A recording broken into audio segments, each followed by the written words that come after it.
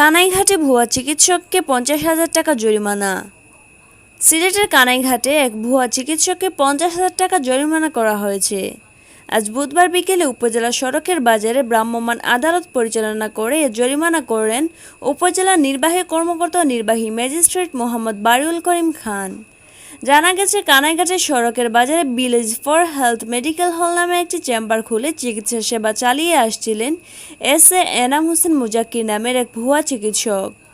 নিজেকে অভিজ্ঞ চিকিৎসক পরিচয় দিয়ে তিনি ওই এলাকার চিকিৎসা কার্যক্রম চালাচ্ছিলেন, অথচ তার ছিল না কোনো ডাক্তারি সনদ।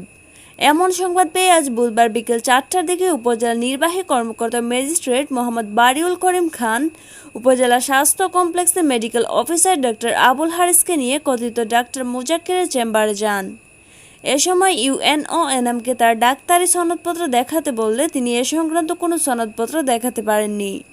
তাৎক্ষণিক মোবাইল কোর্ট বসিয়ে 2010 ইংরেজির বাংলাদেশ মেডিকেল অ্যান্ড ডেন্টাল আইনে ভুয়া ডাক্তার মুজাক্কিরকে মামলা দায়েরের মাধ্যমে নগদ 50,000 টাকা জরিমানা আদায় করা হয়।